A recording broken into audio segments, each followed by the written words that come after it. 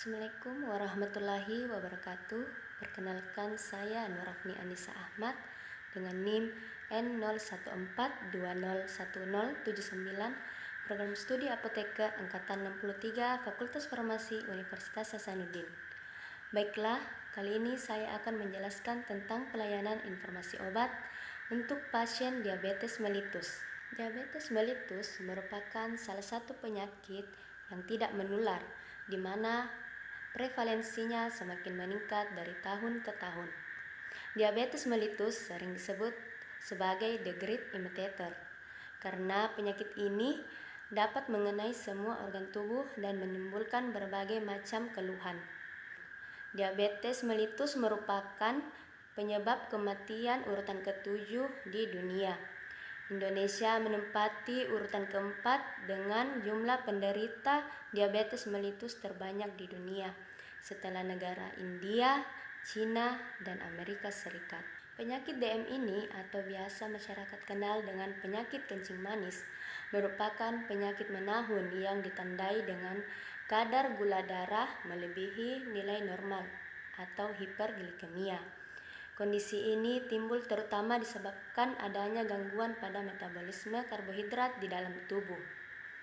Gangguan metabolisme tersebut antara lain disebabkan oleh adanya gangguan fungsi hormon insulin di dalam tubuh.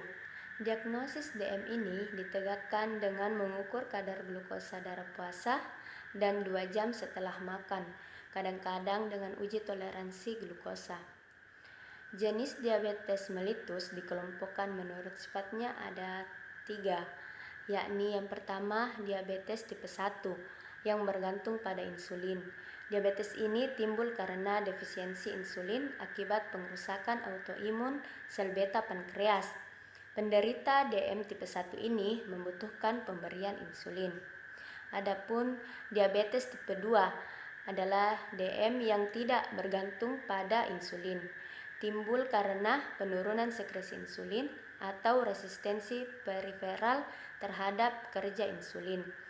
Dan yang ketiga adalah diabetes gestasional. Diabetes ini adalah diabetes yang muncul pada masa kehamilan dan hanya berlangsung hingga proses melahirkan.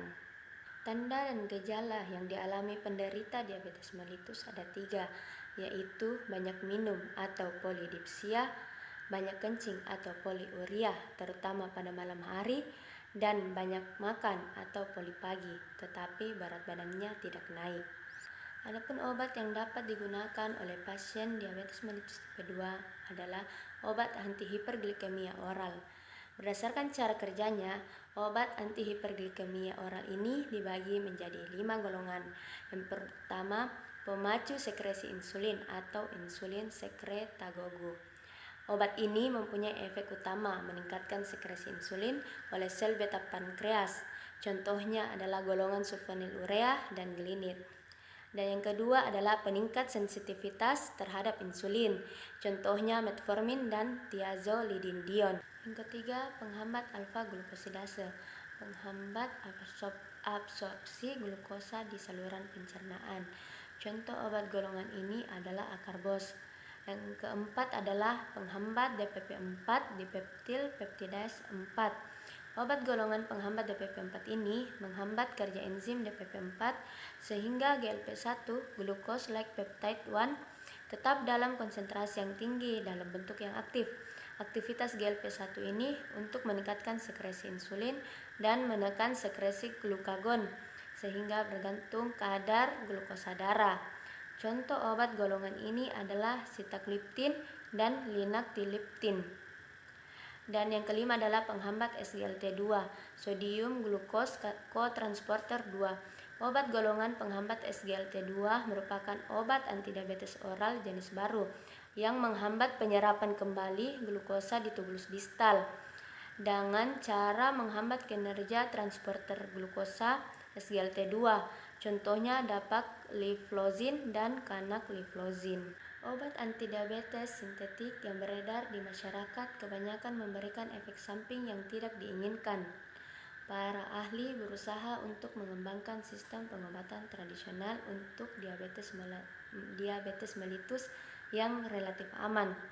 Beberapa tanaman yang dilaporkan berguna dalam pengobatan diabetes mellitus dan telah dilakukan uji aktivitas hipoglikemiknya dengan hewan uji, antara lain pare, bawang merah, dan sambiloto. Tanaman lain yang berkhasiat menurunkan kadar gula darah dan telah diuji aktivitasnya sebagai antidiabetes adalah buah mengkudu serta daun salam. Beberapa jenis tumbuhan yang mempunyai khasiat sebagai antidiabetes seperti yang telah disebutkan tadi mengandung senyawa triterpenoid, flavonoid, serta alkaloid. Selain penggunaan obat baik sintetik maupun obat alami, pengendalian pola makan untuk pasien diabetes juga sangat penting. Untuk pengendalian pola makan cukup mengontrol 3J, yakni jadwal makan, jumlah makan, dan jenis makanan. Baiklah, demikian beberapa informasi tentang pelayanan informasi obat bagi pasien diabetes mellitus. Sekian dari saya. Wassalamualaikum warahmatullahi wabarakatuh.